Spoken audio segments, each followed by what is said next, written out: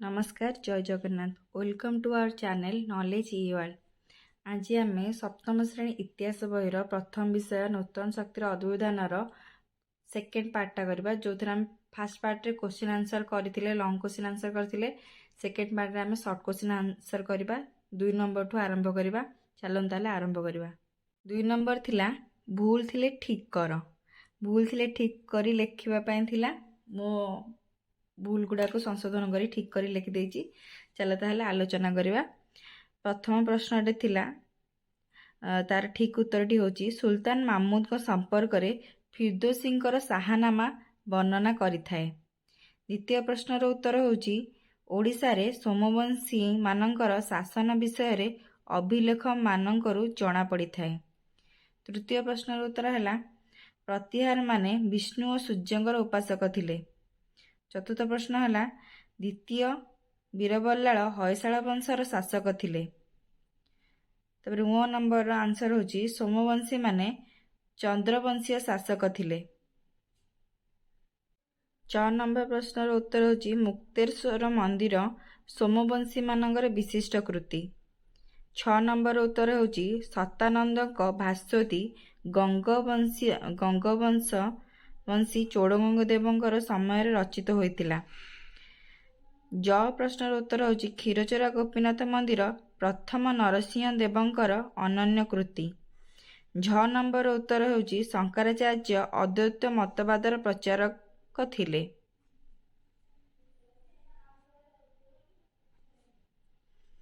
निय नंबर उत्तर होची नानाय तेलुगु भाषा रे महाभारत रचना करथिले।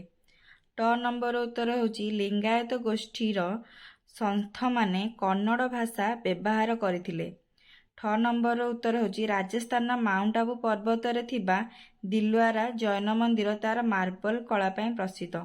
मु आर जो प्रश्न गुड़ाकर सठिक उत्तर गुड़ाक लिखि देइछि तमे ताकू बही सांगरे मिले कि देखि परबो। जदि किसी असुविधा रहे कोठी भूल भाल लागे तुमको मते कमेंट करके जणाओ। जदि आर पीडीएफ चाहूँ ताले मते टेलीग्राम चैनल रे जॉइन कर मु एठी आर पीडीएफ टा तुमको शेयर कर देबी। 3 नंबर प्रश्न थिला बंधनी मंदिर उपयुक्त शब्द बाछि शून्य स्थान पूरण कर।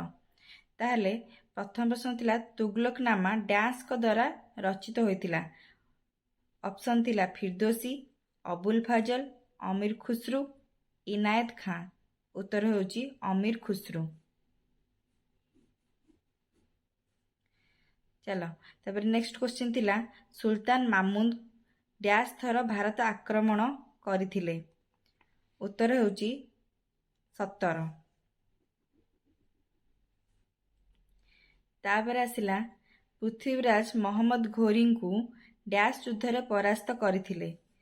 प्रथम तीर युद्ध, द्वितीय तीर युद्ध, चांदोरी आउ हल्दीघाट। उत्तर होची प्रथम तीर युद्ध।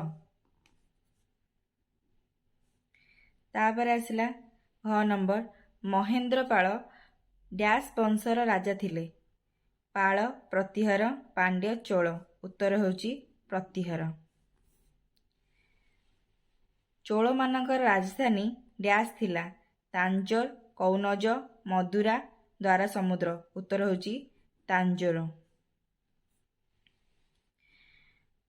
6 नंबर प्रश्न होची भुवनेश्वर लिंगराज मंदिर डैश को समय रे निर्मित होइतिला। उत्तर होची द्वितीय जजाति। का समय रे ना द्वितीय जजाति को समय रे निर्मित होइतिला। तापर प्रश्न आसुची भास्वती नामक ग्रंथ डैश रचना करथिले। तार उत्तर होची सतानंद। तापर प्रश्न आसुची हमर कंबान डैश भाषा रे रामायण रचना करथिले। उत्तर होची तामिल भाषा रे रामायण रचना करथिले। तापर नेक्स्ट प्रश्न देखिबा गोपुरम डैश भारतीय मंदिर गुड़िकर देखा जाए। उत्तर होची दक्षिण भारतीय मंदिर गुड़िकर गोपुरम देखा जाए। तापर नेक्स्ट प्रश्न होची डैश कलिंग स्थापत्यर निदर्शन। उत्तर होची मुक्तेश्वर मंदिर। तापर नेक्स्ट प्रश्न होची हमर डैश अद्वैत मतवादर प्रचारक थिले। आमे एना टिके पूर्वरु करथिले शंकर होचंती अद्वैत मतवादर प्रचारक।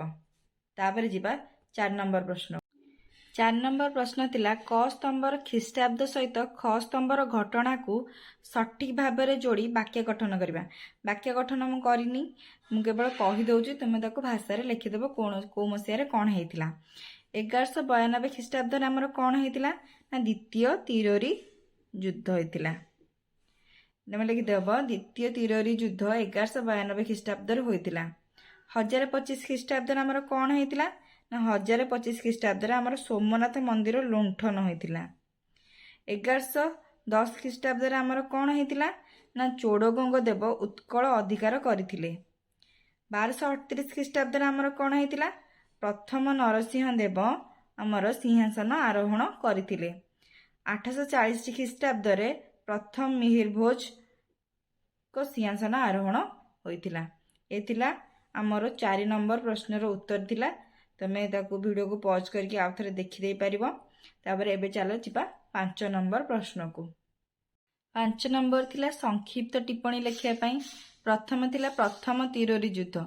दिल्ली शासक पृथ्वीराज चौहान राजपूत मानकर सहायता नहीं 1191 ख्रीष्टाब्द तिरोरी ठारे मोहम्मद घोरी को परास्त करथिले। एहाको प्रथम तिरोरी युद्ध कहा जाए।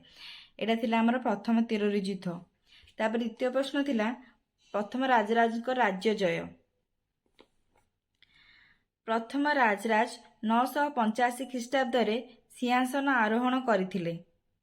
से चालुक्य पांड्य एवं चेरी मानक परास्त करथिले। से बेंगी अधिकार करथिले। चेरी मानक ठारू विशाल नौबाहिनी छड़ाई आनिथिले। विभिन्न राज्य जय करी एक विशाल साम्राज्य सृष्टि करथिले। सभा कार्य किपरि होतिला? चोल राजा माने ब्राह्मण मानक जमीदान करुथिले। सेमाने बास करथिबा ग्राम को ब्राह्मणदेय कह जाउथिला। सेठारे ब्राह्मण मानक नेई सभा गठित होउथिला। सभार विभिन्न कमिटीर सदस्यଙ୍କ साहाय्य ग्रामर बगीचा पोखरी जलसेचन मंदिर आदि उन्नतिमूलक कार्य तदारख करा जाउथिला। तांगर एटा थिला कोन चोल मानकर केमती सभा कार्य हेताए। वर्तमान जानिबा कोयल बंदर विषय रे। पांड्य राज्यर राजधानी थिला मदुरा। कोयल एही राज्यर बृहत्तम बंदर थिला। कोयल बंदर को आरब सागर और चीन रु बहुत जहाज आसुथिला, जद्वारा पांड्य मानक सह अनेक वैदेशिक शक्ति सह वाणिज्य संपर्क स्थापित होइथिला।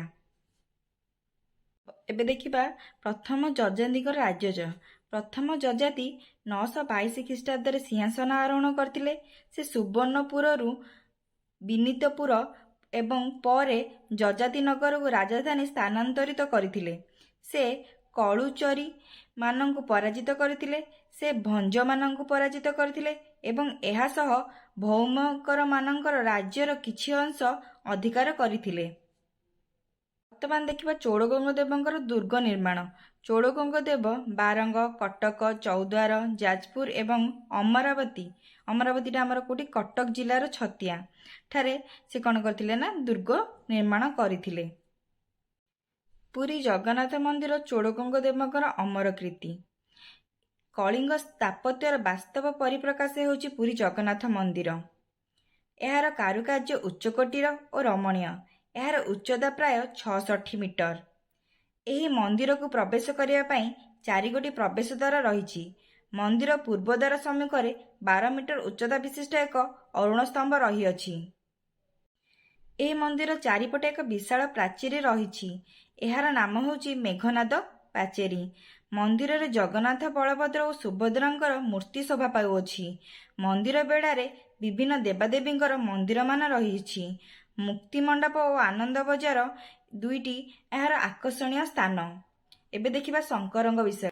शंकर दक्षिण भारतर विशिष्ट धर्म संस्कारक शंकर 788 ख्रीष्टाब्द केरलर कालाड़ी ठारे जन्मग्रहण करथिले। तांकर मतवाद को अद्वैत मतवाद कहा जाए। से ज्ञान बल ईश्वर मिली पारिबे बोली प्रचार करथिले। से समग्र जगत को मिथ्या और ब्रह्म को सत्य बोली कहूथिले। से हिंदू धर्मर पुनरुत्थान करथिले एवं भारत रे बहु धर्मपीठ और मठ प्रतिष्ठा करथिले। मात्र 32 वर्ष बयस रे तांकर मृत्यु होइथिला। एबे देखिबा रामानुजଙ୍କ विषय रे। रामानुज एकादश शताब्दी रे रामानुज ଦକ୍ଷିଣ ଭାରତରେ ଜନ୍ମଗ୍ରହଣ କରିଥିଲେ। ସେ ଭକ୍ତିବାଦର ଅନ୍ୟତମ ପ୍ରଚାରକ ଥିଲେ। ଈଶ୍ୱରଙ୍କ ନିକଟରେ ନିଜକୁ ସମ୍ପୂର୍ଣ୍ଣ ରୂପେ ସମର୍ପଣ କରିବା ପାଇଁ ସେ ଉପଦେଶ ଦେଉଥିଲେ। ପ୍ରେମ ଓ ଭକ୍ତି ଦ୍ୱାରା ଈଶ୍ୱର ମିଳିପାରିବ ବୋଲି ସେ କହୁଥିଲେ। ଜ୍ଞାନ ଅପେକ୍ଷା ଭକ୍ତି ଈଶ୍ୱର ପ୍ରାପ୍ତିର ଶ୍ରେଷ୍ଠ ମାଧ୍ୟମ ବୋଲି ସେ ପ୍ରଚାର କରିଥିଲେ। ତାଙ୍କ ମତରେ ମଣିଷ ଗୋଟିଏ ଜାତି, ସେଥିରେ ଉଚ୍ଚ ନୀଚର ସ୍ଥାନ ନାହିଁ। ତାଙ୍କର ଏହି ବାଣୀ ବହୁ ଲୋକଙ୍କୁ ପ୍ରଭାବିତ କରିଥିଲା। ଏବେ ଦେଖିବା କବୀରଙ୍କ ବିଷୟରେ। କବୀର କିଏ ଥିଲେ? କବୀର ଉତ୍ତର ଭାରତର ଜଣେ ବିଖ୍ୟାତ ସନ୍ଥ। ସେ ନିଜର ଅନୁଭବ ସିଦ୍ଧ ବାଣୀ ଦ୍ୱାରା ଜନସାଧାରଣଙ୍କୁ ଈଶ୍ୱରଙ୍କ ନିକଟତର କରାଇଛନ୍ତି। ବିଜଗ ଗ୍ରନ୍ଥରେ ଥିବା ଦୋହାରୁ କବୀରଙ୍କର ଧର୍ମବାଣୀ ବିଷୟରେ ଜାଣିହୁଏ। ନାନକ ଶିଖ ଧର୍ମର ପ୍ରବର୍ତ୍ତକ ଥିଲେ। ସେ ଉତ୍ତର ଭାରତର ଏକ ବିଖ୍ୟାତ ସନ୍ଥ। ନାନକଙ୍କ ରଚିତ ଆଦି ଗ୍ରନ୍ଥ ବା ଗୁରୁ ଗ୍ରନ୍ଥ ସାହେବରୁ ତାଙ୍କର ନୀତିବାଣୀ ବିଷୟରେ ଜାଣିହୁଏ। ଏବେ ବର୍ତ୍ତମାନ ଜାଣିବା ଶ୍ରୀ ଚୈତନ୍ୟ। ଶ୍ରୀ ଚୈତନ୍ୟ ବଙ୍ଗଳାରେ ଜନ୍ମିତ ଜଣେ ସନ୍ଥ ଥିଲେ। ତାଙ୍କର ବାଣୀ ବିଷୟରେ ଚୈତନ୍ୟ ଚିରାମୃତ ନାମକ ପୁସ୍ତକରୁ ଜାଣିହୁଏ। ଗୋପୁରମ୍ ଦକ୍ଷିଣ ଭାରତର ଅଷ୍ଟମରୁ ଦ୍ୱାଦଶ ଶତାବ୍ଦୀ ମଧ୍ୟରେ ନୂତନ କଳା ଓ ସ୍ଥାପତ୍ୟ ଦେଖାଯାଇଥିଲା। ସେଠାରେ ମନ୍ଦିରଗୁଡ଼ିକ ପଥରରୁ କାଟି ନିର୍ମିତ ହେଉଥିଲା। ମନ୍ଦିରର ପ୍ରବେଶ ଦ୍ୱାର ମଧ୍ୟ ନିର୍ମିତ ହେଉଥିଲା, ଯାହା ଗୋପୁରମ୍ ନାମରେ ବିଖ୍ୟାତ। ତେଲୁଗୁ ଭାଷା ସାହିତ୍ୟ ମଧ୍ୟଯୁଗର ଆନ୍ଧ୍ରରେ ତେଲୁଗୁ ଭାଷା ଓ ଲିପି ପ୍ରଚଳିତ ଥିଲା। ତେଲୁଗୁ ଭାଷାରେ ରାମାୟଣ ଓ ମହାଭାରତ ରଚିତ ହେଉଥିଲା। ନାନାୟଙ୍କ ଦ୍ୱାରା ରଚିତ ମହାଭାରତ ତେଲୁଗୁ ସାହିତ୍ୟର ଏକ ଅମ୍ଳାନ ସୃଷ୍ଟି। ପରବର୍ତ୍ତୀ ସମୟରେ ଟିକାନା ନାମକ ଜଣେ କବି ଏହାକୁ ଆନ୍ଧ୍ରରେ ଲୋକପ୍ରିୟ କରାଇଥିଲେ। ନାନାୟ ରଚନା କରିଥିଲେ ତେଲୁଗୁ ଭାଷାରେ ମହାଭାରତ, କିନ୍ତୁ ତାକୁ ପ୍ରସିଦ୍ଧ ବା ଲୋକପ୍ରିୟ କିଏ କରାଇଥିଲେ? ନା ଟିକାନା। ତାପରେ 6 ନମ୍ବର ପ୍ରଶ୍ନ ଥିଲା ପ୍ରଥମ ତିରୋ ଯୁଦ୍ଧ ଓ ଦ୍ୱିତୀୟ ତିରୋରୀ ଯୁଦ୍ଧ ମଧ୍ୟରେ ଏକ ତୁଳନାତ୍ମକ ବିବରଣୀ। ପ୍ରଥମ ତିରୋରୀ ଯୁଦ୍ଧ 1191 ଖ୍ରୀଷ୍ଟାବ୍ଦରେ ସଂଘଟିତ ହୋଇଥିଲା। ଦ୍ୱିତୀୟ ତିରୋରୀ ଯୁଦ୍ଧ 1192 ଖ୍ରୀଷ୍ଟାବ୍ଦରେ ସଂଘଟିତ ହୋଇଥିଲା। ପ୍ରଥମ ତିରୋରୀ ଯୁଦ୍ଧରେ କ'ଣ ହେଇଥିଲା? ପ୍ରଥମ ତିରୋରୀ ଯୁଦ୍ଧରେ ଚୌହାନ ବଂଶୀୟ ରାଜା ପୃଥ୍ୱୀରାଜ ରାଜପୁତ ମାନଙ୍କୁ ନେଇ ମହମ୍ମଦ ଘୋରୀଙ୍କୁ ପରାସ୍ତ କରିଥିଲେ। ଦ୍ୱିତୀୟ ତିରୋରୀ ଯୁଦ୍ଧରେ ମହମ୍ମଦ ଘୋରୀ ପୃଥ୍ୱୀରାଜକୁ ପରାସ୍ତ କରି ଦିଲ୍ଲୀ ଅଧିକାର କରିଥିଲେ। ପ୍ରଥମ ତିରୋରୀ ଯୁଦ୍ଧର ଫଳାଫଳ ଭାରତୀୟ ରାଜାମାନଙ୍କର ସପକ୍ଷରେ ଯାଇଥିଲା, କିନ୍ତୁ ଦ୍ୱିତୀୟ ତିରୋରୀ ଯୁଦ୍ଧର ଫଳାଫଳ ଭାରତୀୟ ରାଜାମାନଙ୍କ ବିପକ୍ଷରେ ଯାଇଥିଲା। 7 ନମ୍ବର ପ୍ରଶ୍ନ ଥିଲା ଚୋଳ, ପାଣ୍ଡ୍ୟ, ହାଇସାଳ, ଯାଦବ ଏବଂ ପ୍ରତିହାର ବଂଶୀୟ ରାଜାମାନଙ୍କର ତାଲିକା ପ୍ରସ୍ତୁତ କରିବା। ଚୋଳ ବଂଶରେ କୋଉ କୋଉ ରାଜା ଥିଲେ? ନା ଚୋଳ ବଂଶରେ ଥିଲେ ପ୍ରଥମ ରାଜରାଜ ରାଜେନ୍ଦ୍ର ଚୋଳ, ତୃତୀୟ ରାଜେନ୍ଦ୍ର ଚୋଳ। ପାଣ୍ଡ୍ୟ ବଂଶରେ କିଏ ଥିଲେ? ପ୍ରଥମ ଜଟବର୍ମନ ସୁନ୍ଦର ପାଣ୍ଡ୍ୟ, ଆଉ ଥିଲେ ମାରବର୍ମନ କୁଳଶେଖର ପାଣ୍ଡ୍ୟ। ହଇଶାଳ ବଂଶରେ କିଏ ଥିଲେ? ନା ବିଟିଗ ବା ବିଷ୍ଣୁବର୍ଦ୍ଧନ, ଆଉ ଥିଲେ ଦ୍ୱିତୀୟ ବୀରବଲ୍ଲାଳ ଆଉ ତୃତୀୟ ବୀରବଲ୍ଲାଳ। ଯାଦବ ବଂଶରେ ଥିଲେ ଭିଲିମା, ଜୈତୁଗୀ ବା ଜୈତ୍ରପାଳ, ସିଂହତା, ରାମଚନ୍ଦ୍ର ଦେବ, ଶଙ୍କର ଦେବ ଓ ହରପାଳ ଦେବ। ପ୍ରତିହାର ବଂଶରେ କିଏ ଥିଲେ? ପ୍ରଥମ ମୟୂରଭୋଜ ଆଉ ମହେନ୍ଦ୍ରପାଳ। ତାପରେ ଅଷ୍ଟମ ପ୍ରଶ୍ନ ଥିଲା ମହମ୍ମଦ ଘୋରୀ ଏବଂ ମାମୁଦ ଗଜନୀଙ୍କ ଭାରତ ଆକ୍ରମଣ ମଧ୍ୟରୁ କେଉଁଟି ବେଶୀ ଗୁରୁତ୍ୱପୂର୍ଣ୍ଣ ଭାବୁଛ ଏବଂ କାହିଁକି? ମହମ୍ମଦ ଘୋରୀ ଏବଂ ମାମୁଦ ଗଜନୀ ଭାରତ ଆକ୍ରମଣ ମଧ୍ୟରୁ ମହମ୍ମଦ ଘୋରୀଙ୍କ ଭାରତ ଆକ୍ରମଣ ଅଧିକ ଗୁରୁତ୍ୱପୂର୍ଣ୍ଣ ଅଟେ, କାରଣ ସୁଲତାନ ମାମୁଦ ଭାରତ ଆକ୍ରମଣ କରି କେବଳ ଧନ ସମ୍ପଦ ଲୁଣ୍ଠନ କରିଥିଲେ, ମାତ୍ର ଭାରତରେ ସାମ୍ରାଜ୍ୟ ସ୍ଥାପନ କରିବାର ଲାଳସା ରଖିନଥିଲେ।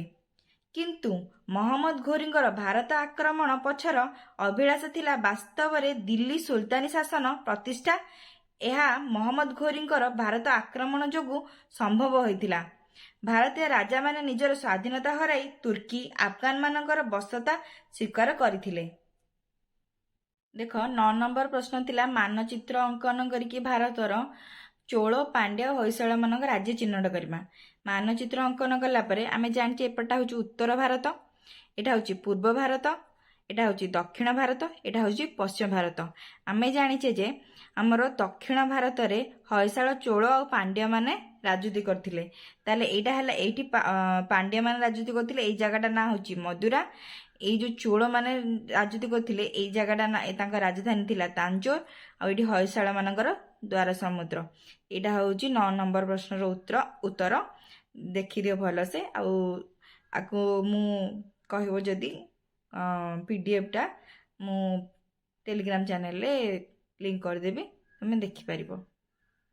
10 नंबर प्रश्न थिला शंकर एवं रामानुजक मत संपर्क रे आलोचना करी तुमे केउंटी एवं काहींकी प्राधान्य देव लेख। दक्षिण भारत में जन्मग्रहण करथिबा धर्म संस्कारक शंकर थिले अद्वैत मतवादर प्रवर्तक। से समग्र जगत को मिथ्या एवं ब्रह्म को सत्य बोली वर्णना करथिले। ज्ञान बल रे ईश्वर मिल पारे बोली से प्रचार करथिले। अपर पक्षरे रामानुज थिले भक्तिवादर प्रचारक। प्रेम और भक्ति द्वारा ईश्वर मिल पारे बोली से कहूथिले। ज्ञान अपेक्षा भक्ति ईश्वर प्राप्तिर श्रेष्ठ माध्यम बोली से प्रचार करथिले। मु शंकरक मत अपेक्षा रामानुजक मत को अधिक प्राधान्य देवी, कारण रामानुजक मतरे मनीष गोटे जाति, एथिरे उच्च नीच और जाति पथार भेदभाव नाही। तांकर बाणी सबु वर्गर लोकों को प्रभावित करथिला। एहा छड़ा तांको द्वारा प्रचारित भक्तिवाद सहज और सरल थिबारु अधिक जनप्रिय होई पारिथिला। ताले को समय कौन होता? तमिल भाषा साहित्य कौन थिला ना कांबान रामायण। तेलुगु भाषा साहित्य कौन थिला? नानायंकर महाभारत और रामायण। टीकानांगर कौन? महाभारत जो प्रचारक थे कांबान सॉरी नानायंक द्वारा जो महाभारत रचना होता ताको आमर प्रचार किए करथिले ना टीकाना। कन्नड़ भाषा साहित्य रे पंपा पोना और राजा कन्नड़ साहित्यर विख्यात स्रष्टा थिले। ओडिया भाषा रे चर्चा गीतिका ओडिया भाषार से समय सृष्टि होइथिला। एतिकी थिला हमर सेकेंड पार्ट रे। आशा करछि वीडियोटी भल लागिथिबो। भल लागिथिले चैनल को लाइक शेयर एंड सब्सक्राइब करंतु। आ मो संगे जोड़ी हे चलंतु। मु आपण मानक पई एमिति नुआ नुआ वीडियो आणुथिबी। Thanks for watching. Please like share and subscribe. जदि मो वीडियो भल लागुची कि कोनोसी डाउट रहउची ताले मो टेलीग्राम चैनल ले जॉइन करंतु। आ मते कहंतु कोडे असुविधा रहला मु आपनकु सेठारे एरा पीडीएफ मध्ये प्रोवाइड करि देबी। टेलीग्राम चैनल लिंक तळे मु दे देछि। पार्ट 1 मध्ये मु आई बटन रे लिंक कर देबी, सेथुरु देखि परिबे। Thank you.